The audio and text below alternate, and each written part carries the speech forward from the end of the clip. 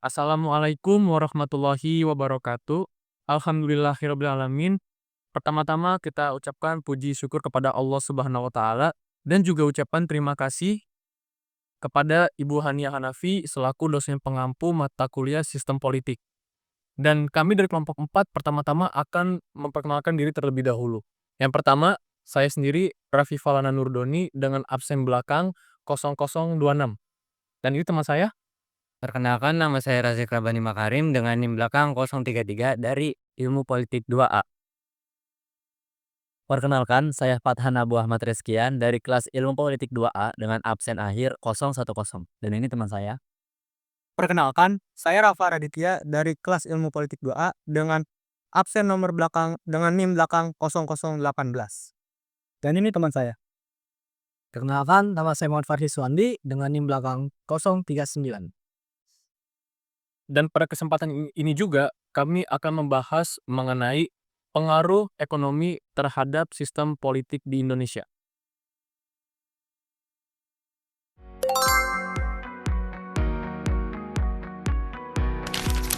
Pengertian ekonomi politik.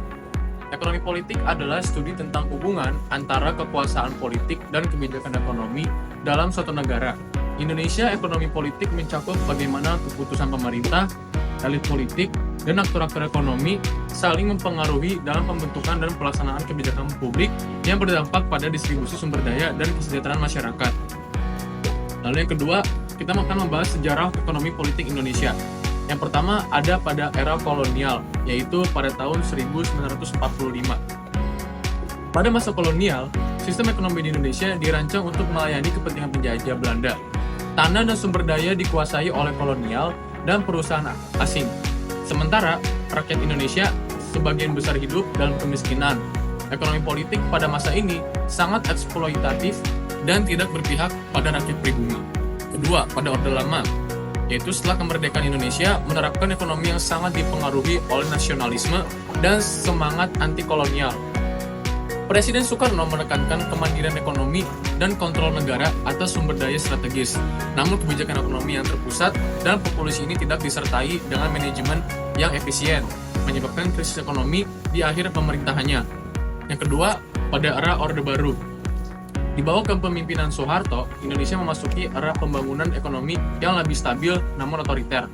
Pemerintah membuka diri terhadap investasi asing dan mendorong industrialisasi. Namun ekonomi politik Orde Baru ditandai dengan sentralisasi kekuasaan ekonomi politik, korporatisme negara, di mana perusahaan-perusahaan besar terhubung dengan elit militer dan keluarga penguasa. Lalu KKN, korupsi, kolusi, dan nepotisme yang merajalela. Pertumbuhan ekonomi tinggi sempat dicapai, namun tidak berkelanjutan karena tidak inklusif dan sangat tergantung pada utang dan jaringan patronase. Ketiga, era reformasi. Setelah kejatuhan Soeharto, Indonesia memasuki masa demokratisasi politik dan desentralisasi ekonomi.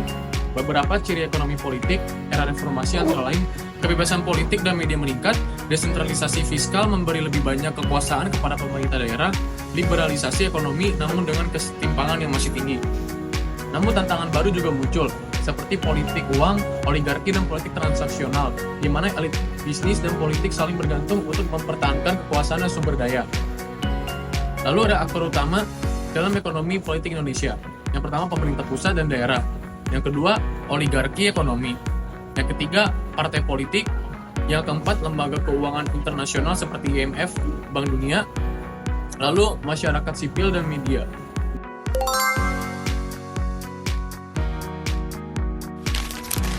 Kemudian yang berikutnya adalah pengaruh oligarki terhadap kebijakan politik.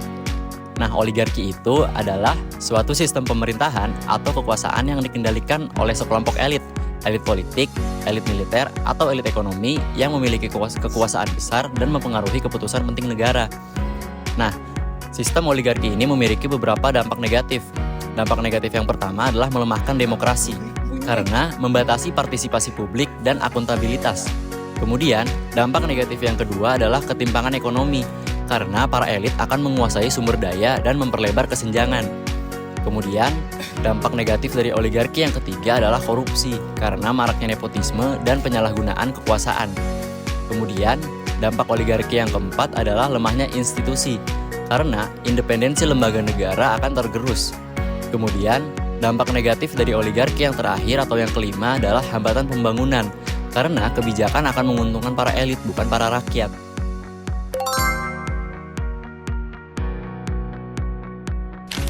Oke, selanjutnya saya akan menjelaskan tentang kebijakan ekonomi sebagai strategi politik. Strategi politik merupakan hal yang diperuntukkan untuk mempertahankan kekuasaan, untuk mendapatkan dukungan politik atau suara, dan strategi stabilitas.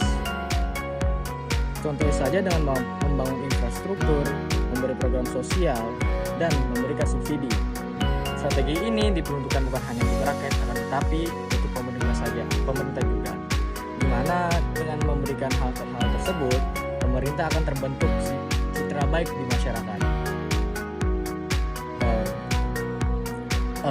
Seperti yang di kampanye, seringkali kita melihat sang kandidat itu menjanjikan pemotongan pajak hingga menciptakan lapangan pekerjaan yang baru yang lebih besar.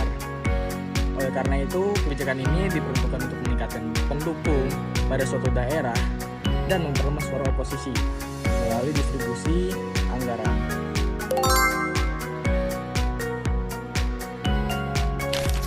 Nah, dan selanjutnya saya akan menjelaskan tentang stabilitas ekonomi dan stabilitas politik. Stabilitas ekonomi adalah kondisi di mana perekonomian suatu negara berada dalam keadaan seimbang, ditandai dengan inflasi yang terkendali, pertumbuhan ekonomi yang berkelanjutan, lapangan pekerjaan yang cukup, dan nilai tukar yang stabil. Sementara itu, stabilitas politik mengacu pada situasi politik yang kondusif di mana pemerintahan berjalan secara efektif, hukum ditegakkan, dan tidak terjadi konflik sosial atau kekacauan politik yang mengganggu jalannya pemerintah. Kedua bentuk ini saling berkaitan satu sama lain. Stabilitas politik memberikan kepastian hukum dan keamanan yang dibutuhkan oleh investor. Sementara stabilitas ekonomi menciptakan kesejahteraan masyarakat yang dapat menurunkan potensi dari konflik politik. Terus sebagai contoh saya ambil di Indonesia pasca reformasi, yaitu pada pemerintahan B.J. Habibie menunjukkan bahwa stabilitas politik yang membaik mendorong pertumbuhan ekonomi. Setelah masa krisis moneter pada tahun 1998, pemerintah yang lebih demokratis dan transparan berhasil menarik investasi, memperbaiki iklim usaha, dan menurunkan angka kemiskinan masyarakat Indonesia. Itulah yang saya sampaikan dari saya.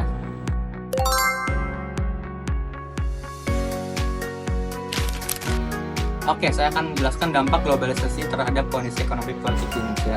Di Indonesia sendiri membawa dampak berupa masuknya investasi dan investor asing ke dalam negeri. Indonesia sendiri juga menjadi tujuan utama para investor asing, terutama di sektor pertambangan dan juga logam. Serta investasi asing ini membantu pertumbuhan ekonomi dan juga peluasan lapangan pekerjaan. Terjadi juga pertukaran teknologi dalam masuknya investasi asing ini dan kerjasama dengan negara asing. Indonesia dapat teknologi sebagai contoh, SDM kita sudah dapat mengoperasikan KCIC, yang mana sebelumnya SDM kita mendapat pelatihan dari para ahli dari China untuk mengoperasikan KCIC. Namun ini juga membawa dampak negatif berupa UMKM lokal dalam negeri Indonesia sendiri menjadi kalah saing dengan produk luar negeri yang mana harganya jauh lebih miring. Oke, sekian, terima kasih.